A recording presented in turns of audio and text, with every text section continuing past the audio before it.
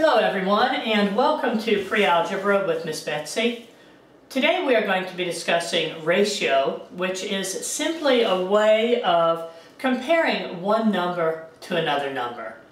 For my text today I'm using Pre-Algebra for Christian Schools. It's published by Bob Jones University Press.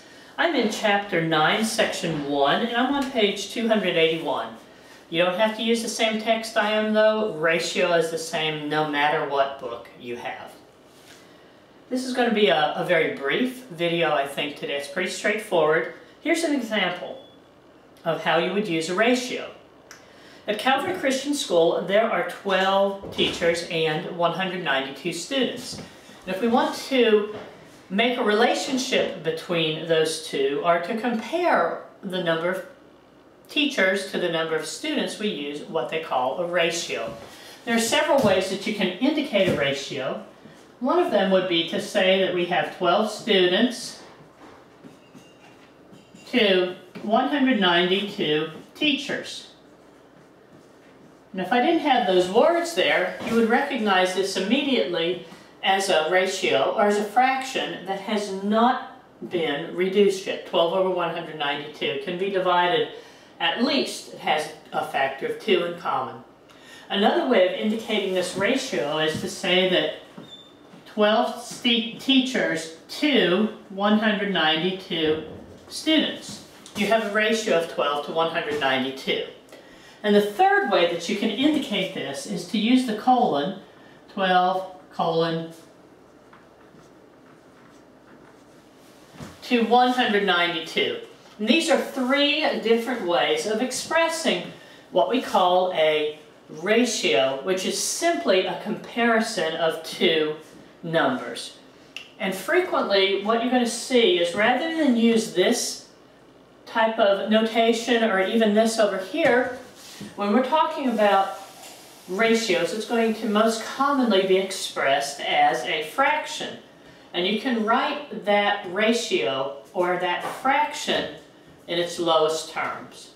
And you'll remember a ratio is in lowest terms, just like a fraction is, when the only common factor between the numbers that are being compared here is 1. So for example, we're not going to go ahead and reduce this one. We have an example in our book, and it says, write the ratio 15 to 21 in lowest terms. And they haven't set it up in your book as a fraction, but they're saying write this ratio. Write the ratio 15 to 21 in lowest terms. Now there's nothing difficult about this at all, as long as you recognize what 15 colon 21 means. That's that there's a relationship between these two numbers, and you can set it up so that it looks like a fraction. 15 over 21. And we're going to look for what common factors there are in 15 and in 21, and we see that we can find out what our greatest common factor of 15 and 21 is, which is 3. So if we divide both the numerator and the denominator of this fraction by 3, what are we going to have? 15 divided by 3 is 5. 21 divided by 3 is 7.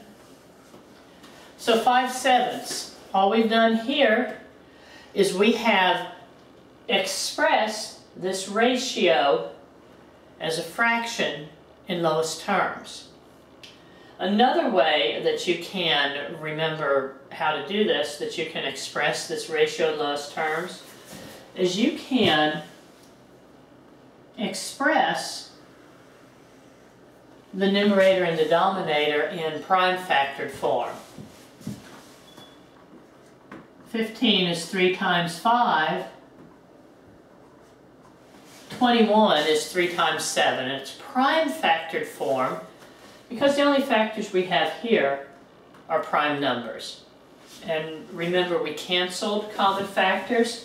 If you had a numerator and a denominator that were the same.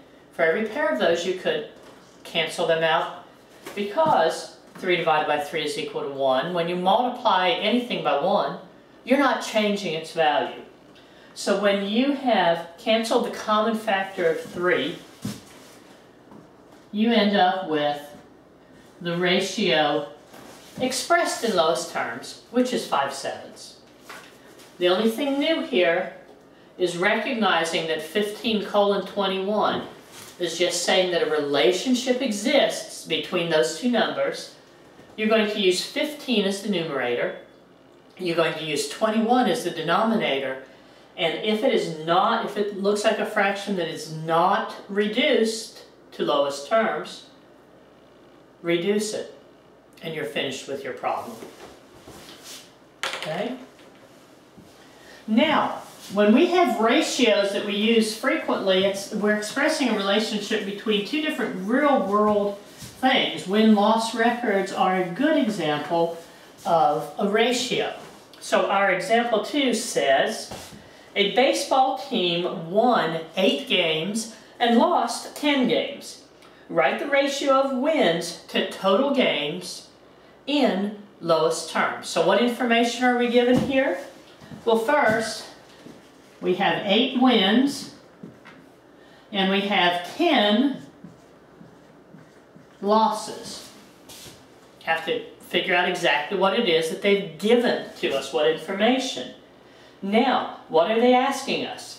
Write the ratio of wins to total losses.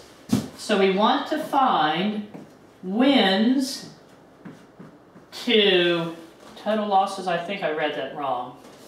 Of wins to total games.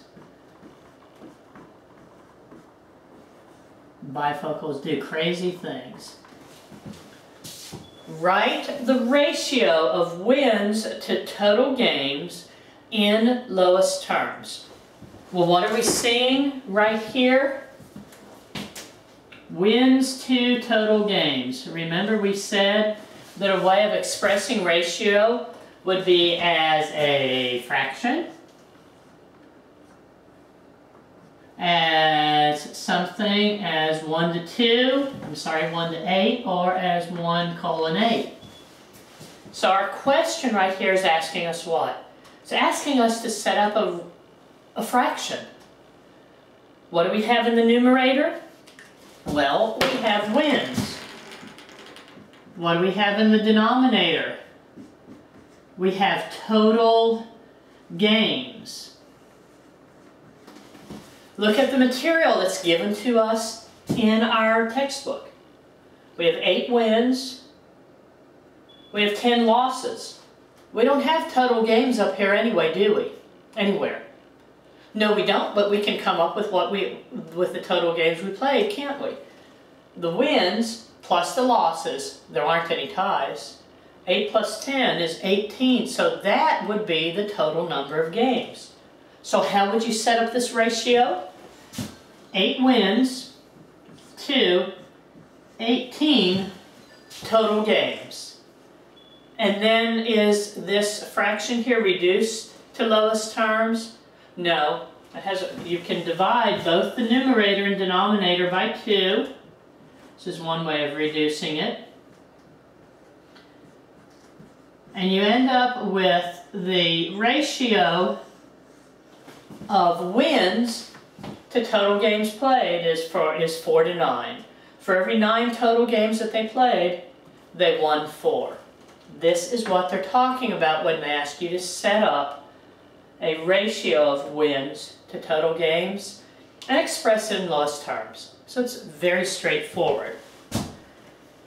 Let's go ahead and look on page 282. Just a quick illustration. Another way that you use ratios a lot is in formulas to come up with a combination of ingredients. Here's the recipe mix for trail mix, and it's a trail mix formula.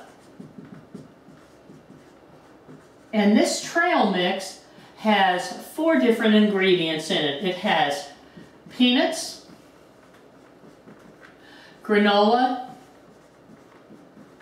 raisins, and I'm changing it from Caribits to M&Ms.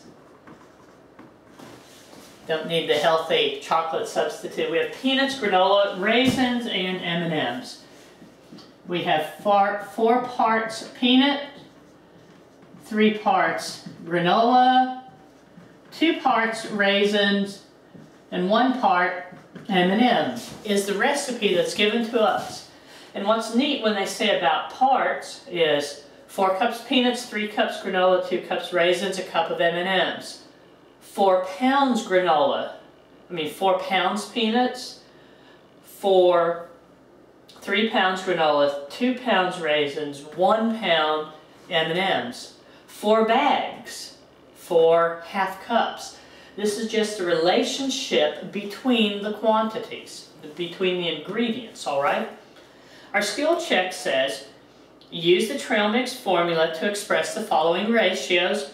Do not express it in lowest terms. Okay, M&Ms to peanuts.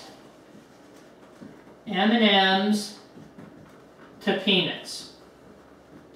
How are we going to do that? The first word is the numerator.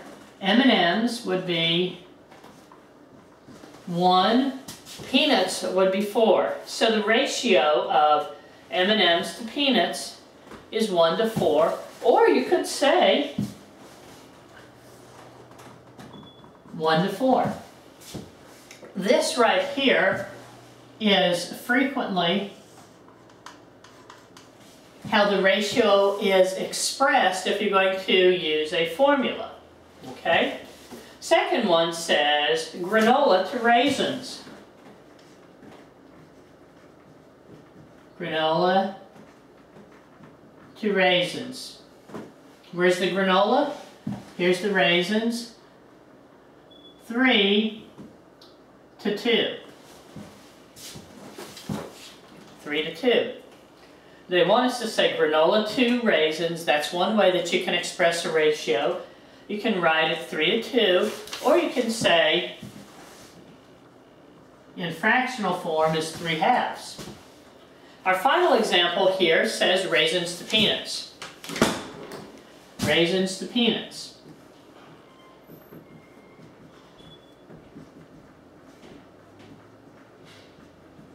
Would be a ratio of 2 to 4. That's all there is to ratios. Go ahead and get that homework done, and I'll see you next time.